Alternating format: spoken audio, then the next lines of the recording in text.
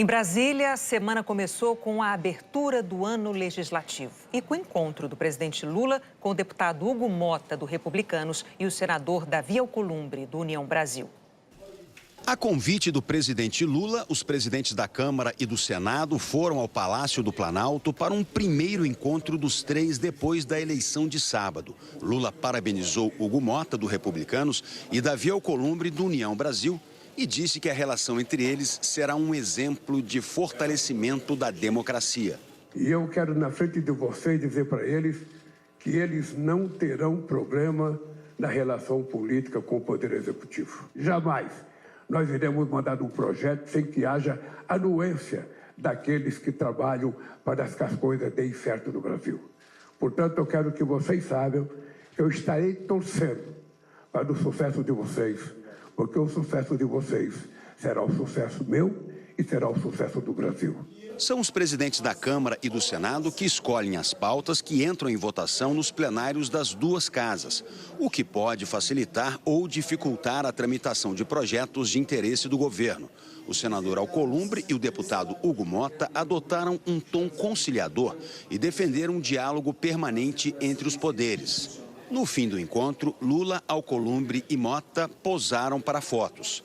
À tarde, os novos presidentes da Câmara e do Senado se encontraram mais uma vez para a primeira sessão do Congresso. Na abertura do ano legislativo, o presidente Lula enviou pelo ministro-chefe da Casa Civil, Rui Costa, a mensagem com as prioridades do governo para os próximos 2 anos. A mensagem é sempre lida no plenário. Parlamentares de oposição e governistas usaram bonés com mensagens, o que gerou um rápido tumulto. A carta do presidente Lula foi lida pelo primeiro secretário da mesa do Congresso, o deputado Carlos Veras, do PT. Lula fez um balanço dos primeiros 2 anos de governo e afirmou compromisso com a responsabilidade fiscal. O conjunto de medidas fiscais e a regulamentação da reforma tributária são exemplos que ilustram a relação construtiva entre o Executivo e o Legislativo. Em 2025, continuaremos a pautar nossa gestão pelo compromisso com o equilíbrio fiscal. Isso está expresso na Lei de Diretrizes Orçamentárias, assim como no conjunto de medidas fiscais enviadas em novembro de 2024 ao Congresso Nacional, que permitirão economizar 70 bilhões de reais em 2025 e 2026. O presidente do Supremo Tribunal Federal, Luiz Roberto Barroso, entregou a mensagem do Judiciário ao Congresso. Disse que os 3 poderes estão unidos pela Constituição.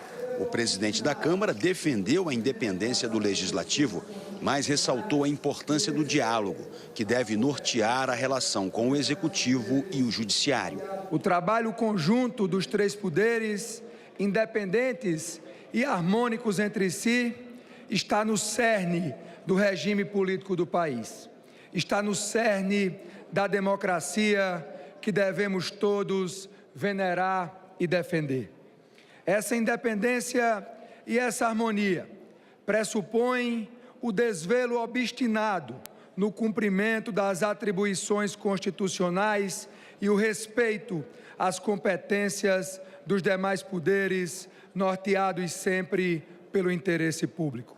O presidente do Senado citou as divergências com o Supremo sobre a falta de transparência das emendas parlamentares e defendeu o diálogo. Vamos trabalhar em harmonia com o Executivo e o Judiciário, mas sempre garantindo que a voz do povo, representada aqui neste Parlamento, seja a base de todas as decisões. A recente controvérsia sobre as emendas parlamentares ao orçamento ilustra a necessidade de respeito mútuo e diálogo comum.